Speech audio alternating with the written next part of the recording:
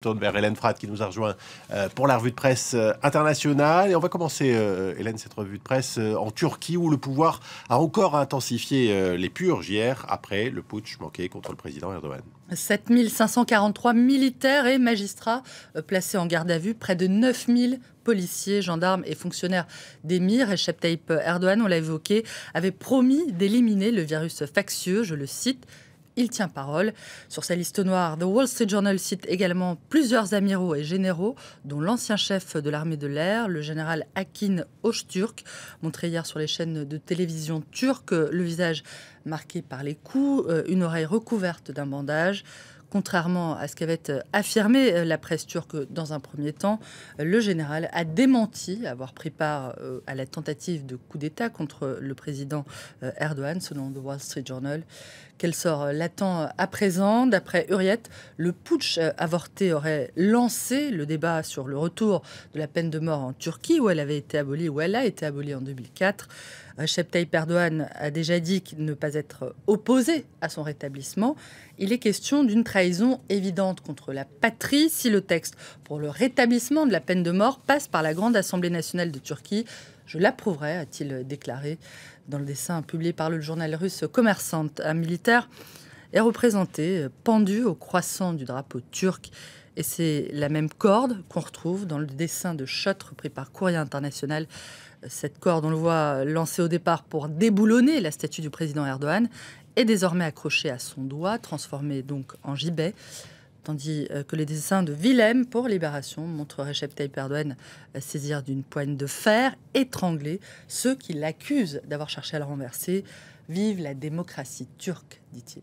Et quelques journaux étrangers évoquent même ce matin, Hélène, l'hypothèse d'une tentative de putsch qui serait en réalité un coup monté du président turc contre lui-même. C'est un scénario qu'évoque notamment le site d'info en ligne basé à Washington, Al Monitor, qui juge suspecte la rapidité et l'envergure de l'action de l'exécutif après la tentative de coup d'État. Une réaction dont le site explique qu'elle donne l'impression que le gouvernement et Erdogan s'y étaient préparés. Faire un coup d'État est assez simple, soutient Al Monitor. Tout d'abord, vous vous emparez du chef, puis des médias, puis vous exposez le chef humilié dans les médias. Au lieu de cela, les conspirateurs, ont décidé de faire ce coup d'État alors qu'Erdogan était en vacances. Les putschistes ont demandé aux gens de rentrer chez eux alors que le chef de l'État demandait aux gens de sortir dans les rues. Ceux qui étaient favorables au coup d'État sont donc restés chez eux alors que les soutiens d'Erdogan étaient dans les rues, poursuit le site, qui ne dispose pas, on l'entend, de preuves tangibles pour étayer son propos, cette thèse conspirationniste, mais partage plutôt ses soupçons à l'égard du pouvoir en place. Des soupçons, il faut le préciser, qui sont balayés ce matin par l'ensemble de la presse turque, y compris par les journaux d'opposition. Autre sujet à la une de la presse internationale ce matin, la convention républicaine de Cleveland dans l'Ohio, convention à l'issue de laquelle Donald Trump devrait être officiellement désigné comme candidat. Le top départ de ce rendez-vous a donné lieu à ce qui restera probablement dans les annales comme le discours le plus court que le tycoon ait jamais prononcé. Nous allons gagner, a simplement lancé hier Donald Trump avant de céder la parole à sa moitié, Melania Trump, une ancienne mannequin d'origine slovène, plus jeune que lui de 24 ans. Objectif principal de cette intervention, selon Vox, vanter les mérites de son mari, tenter d'adoucir l'image du candidat. Petit souci, néanmoins, relevé entre autres par le site d'information politique. Le discours de Melania semble avoir été largement inspiré par celui prononcé dans les mêmes circonstances par Michelle Obama en 2008.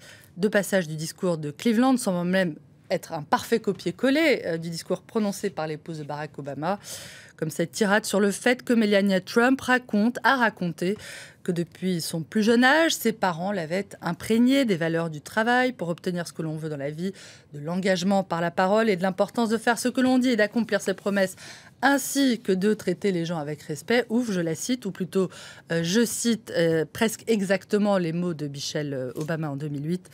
Une boulette qui n'empêchera probablement pas Melania de parvenir à séduire un public presque conquis d'avance. Pas Melania, pas Michelle, je veux dire. L'affaire amuse en tout cas beaucoup la twittosphère, qui a créé pour l'occasion le hashtag Famous Melania Quotes, les citations connues de Melania. Notez ce tweet assez savoureux. I had a dream. J'ai fait un rêve. L'auteur original, c'est Martin Luther King, of course. Avec l'accent slovène, ça sonne différemment. Merci Hélène Fratt pour cette revue de presse internationale.